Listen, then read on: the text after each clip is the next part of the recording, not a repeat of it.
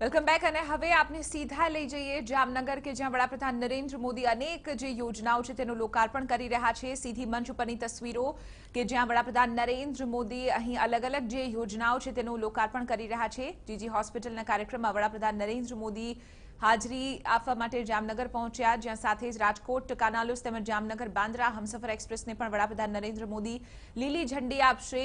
એક જ જગ્યા ઉપરથી અહીં આપ જોઈ શકો છો તે રીતે પ્રદર્શન ગ્રાઉન્ડ ખાતેની તસવીર કે જ્યાં વડાપ્રધાન નરેન્દ્ર મોદી સૌની યોજના અંતર્ગત બીજા તબક્કાના લિંક 1 અને 3નું તેમજ ત્રીજા તબક્કાની લિંક 3ના કાર્યનો શુભારંભ કરાવશે અને આ તમામ જે યોજનાઓ છે તેનું એક બાદ એક વડાપ્રધાન નરેન્દ્ર મોદી તરફથી લોકાર્પણ કરવામાં આવી રહ્યું છે। સાથે જ આપણે જણાવી દઈએ કે આજ મંચ ઉપરથી જામનગર બાંદ્રા હમસફર એક્સપ્રેસને લીલી ઝંડી વડાપ્રધાન નરેન્દ્ર મોદી બતાવશે। મહત્વની વાત છે કે વડાપ્રધાન નરેન્દ્ર મોદીનો જે પ્રવાસ છે 2 દિવસનો તેની શરૂઆત જામનગરથી થઈ છે અને જામનગર બાદ વડાપ્રધાન નરેન્દ્ર મોદી બપોર બાદ અમદાવાદ આવશે અને ત્યાં પણ અમદાવાદમાં પણ અનેક જે કાર્યક્રમો છે તેમાં વડાપ્રધાન નરેન્દ્ર મોદી હાજરી આપશે। અત્યારે આપ કાર્યક્રમ સ્થળ ઉપરની સીધી તસવીરો જોઈ શકો છો કે જ્યાં જે અલગ અલગ તમારી સૌરાષ્ટ્ર નર્મદા અવતરણ ઇરિગેશન યોજના સૌની યોજના અંતર્ગત આજે માનનીય પ્રધાનમંત્રી શ્રીના વરદ હસ્તે જામનગર શહેર માટે મહત્વના રણજીત સાગર ડેમમાં અને રાજકોટ શહેર માટેની પીવાના પાણીની આપૂર્તિ માટે મહત્વના ન્યારી 1 ડેમમાં પાણી નાખવાની શરૂઆત કરવામાં આવેલ છે। સાથે જ આ લિંક 3ના ત્રીજા તબક્કાનો માનનીય પ્રધાનમંત્રી શ્રીના વરદ હસ્તે શુભારંભ કરવામાં આવી રહેલ છે, જે સૌરાષ્ટ્રની સમગ્ર પ્રજાના દિલમાં કાયમ માટે અંકિત રહેશે। અને આ સોરઠી ધરાનું સદભાગ્ય છે કે માનનીય મુખ્યમંત્રી શ્રી વિજયભાઈ રૂપાણીના મક્કમ પ્રયાસોને પગલે સૌની યોજનાની કામગીરી ઝડપભેર પૂર્ણ થવા લાગી। જમીન તો એ જ હતી, જમીનનો ટુકડાની સાઈઝ પણ એ હતી, ખેડૂત પણ એ હતો, પણ એ બિચારો પાણી વગર પીડાતો તો જેવું પાણી મળ્યું કે પરિવર્તન આવવાની શરૂઆત થઈ ગઈ અને હજુ તો જ્યારે આટલા બધા વિપુલ માત્રામાં પાણી મળશે ત્યારે અમારો ખેડૂત શું કરી દેશે। સૌની યોજના એટલે સૌની સહિયારી સફળતા, સૌની યોજના એટલે સૌની સમૃદ્ધિનો વિશ્વાસ। સૌની આવી સૌરાષ્ટ્ર દ્વાર હજ નર્મદા આવી આપણે દ્વાર।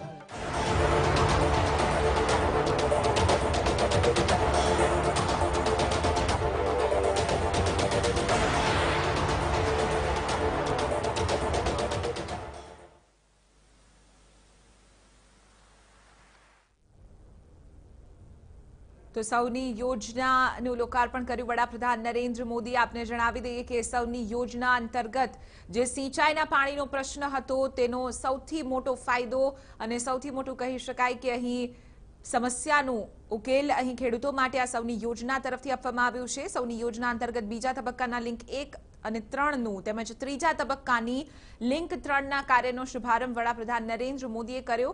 મહત્વની વાત છે કે નર્મદાના નીરને સૌરાષ્ટ્ર સુધી પહોંચાડવા માટે આ સૌની યોજના જે હતી તેને અમલમાં મૂકવામાં આવી, જે બાદ તબક્કાવાર રીતે જે ત્યાંના સ્થાનિક ડેમ હતા તેમાં પાણી ભરવામાં આવ્યું અને છેવાડાના ગામ સુધી અહીં પાણી પહોંચાડવા માટેનો એક રોડમેપ અહીં તૈયાર કરવામાં આવ્યો છે સૌની યોજના તરફથી।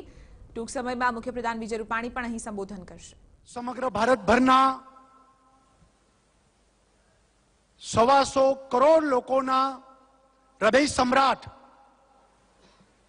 આપણા ગુજરાતના પનોતા પુત્ર, આપણા સૌના લાડીલા વડાપ્રધાન, 56ની છાતીવાળા વડાપ્રધાન કે જેમને આતંકવાદીઓનો સફાયો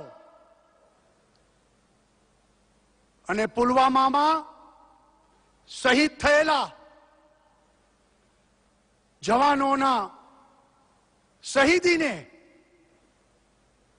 એળે ન જાય અને જે રીતે ભારતની જનતા ઈચ્છતી હતી એવો જડબાતોડ જવાબ આપનાર એવા આપણા સૌના લાડીલા નરેન્દ્રભાઈ મોદી સિયોલમાં દુનિયામાં શાંતિ અને શાંતિનું પુરસ્કાર અશાંતિ કરનારા લોકોને ઠેકાણે લાવનાર અને જેમને શાંતિનું પુરસ્કાર મળ્યું છે એવા આપણા નરેન્દ્રભાઈ મોદી ગરીબોના બેલી, પછી જનધન હશે, આયુષ્યમાન ભારત હશે, ઉજ્જવલાની વાત હશે, ઉજાલાની વાત હશે, સૌભાગ્યની વાત હશે, છેલ્લે ગરીબો માટે જેમને સતત ચિંતા કરી છે અને કુંભના મેળામાં સફાઈ કામદારોના પગ ધોઈને એક નવો ઇતિહાસ કે વડાપ્રધાન સફાઈ કામદારોના પગ ધોવે, સ્વચ્છતાના આગ્રહી.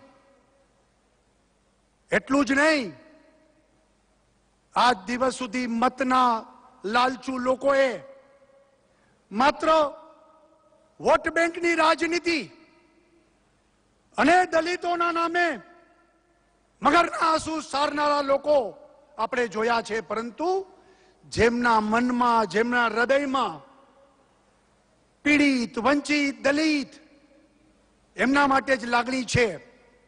એ પોતે મુખ્યમંત્રી હતા ત્યારે પહેલા દિવસે પોતાના નિવાસ સ્થાને આપણે લોકો યજ્ઞ હવન કરતા હોય, નવા ઘરમાં જતા હોય ત્યારે, અને ત્યારે એમને આપણા ચોથા વર્ગના કર્મચારી દલિત એમની દીકરીના હાથે કળશ મુકાવીને એમના પ્રત્યે ભાવના એવા આપણા વડાપ્રધાન નરેન્દ્રભાઈ મોદી ખેડૂતો માટે વાતચીત તો ઘણી થઈ. 2008માં કોંગ્રેસની મનમોહનસિંહની સરકારે દેડાન નાબૂદીના નામે 10 વર્ષમાં માત્ર 56,000 કરોડ અને ગુજરાતમાં માત્ર 1,500 કરોડ રૂપિયા આપ્યા હતા. અને આપણા નરેન્દ્રભાઈ ખેડૂતો માટે દર વર્ષે 75,000 કરોડ અને દર વર્ષે 75,000 ખેડૂતોને 75,000 કરોડ રૂપિયા આપીને 10 વર્ષમાં 7.5 લાખ કરોડ જે ખેડૂતોને, કિસાનોને માનધન જે આપ્યું છે, ટેકો આપ્યો છે, અને ટેકાના ભાવમાં પણ જે રીતે ભાવમાં જણસીઓમાં વધારો કરીને કિસાનોના બેલી તરીકે પણ જે આપણા નરેન્દ્રભાઈ જે રીતે 5 વર્ષમાં દેશમાં એમની કામગીરી છે, આપણે સૌને ખૂબ જેને કહી કે આનંદ થાય કે હવે ભારત એને પ્રતિષ્ઠા મા ભારતીના લાલ તરીકે આપણા વડાપ્રધાન નરેન્દ્રભાઈ મોદી આજે બીજી સર્જિકલ સ્ટ્રાઇક પછી પહેલી વખત ગુજરાતમાં જામનગરને આંગણે આવ્યા છે, ત્યારે આપણે બધાને ખૂબ આનંદ છે. એમનું ઉષ્માભેર સ્વાગત કરીએ છીએ. મંચ ઉપર ઉપસ્થિત સૌ મહાનુભાવો, વિશાળ સંખ્યામાં ઉપસ્થિત વાલા ભાઈઓ અને બહેનો, આજે મહાશિવરાત્રીનો ઉત્સવ છે. ભગવાન શંકર એને અભિષેક થતો હોય છે.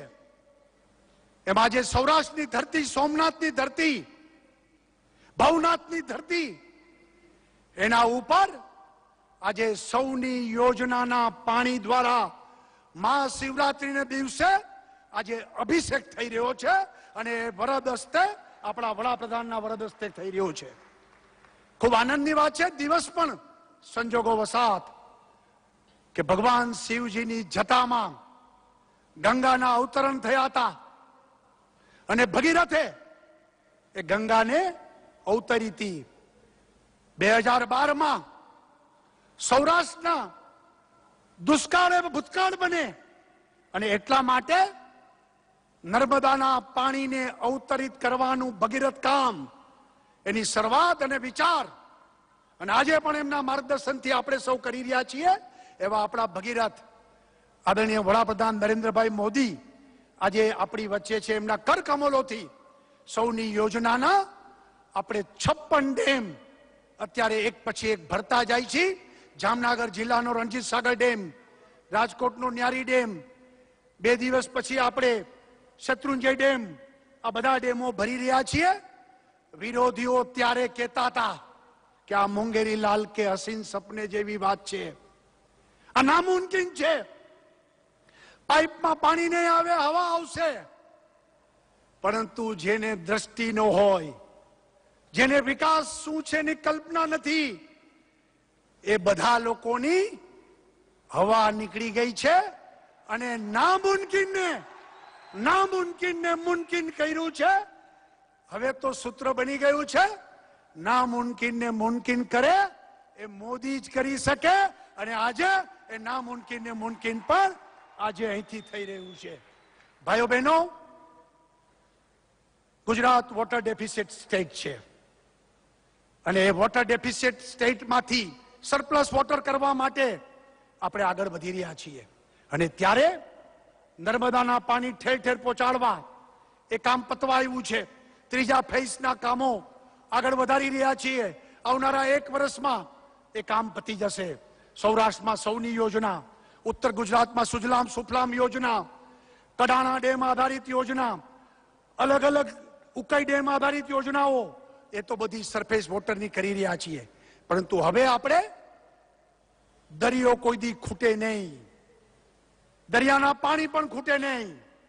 અને ગુજરાત એ આધુનિક રાજ્ય છે.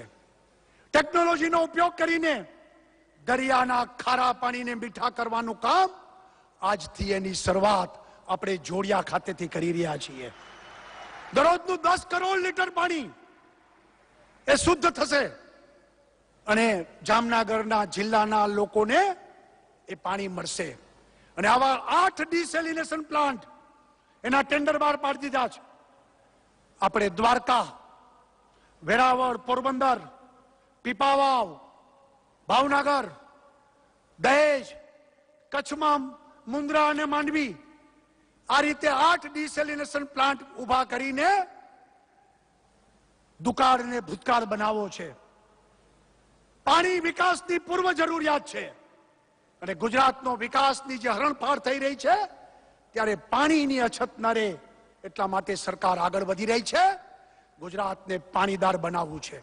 રિસાયકલિંગ કરીને વપરાતું પાણીને શુદ્ધ કરીને ફરી વખત ઉપયોગ થાય, ખેતીમાં ઉપયોગ થાય, ઉદ્યોગમાં ઉપયોગ થાય, કન્સ્ટ્રક્શન એક્ટિવિટીમાં ઉપયોગ થાય.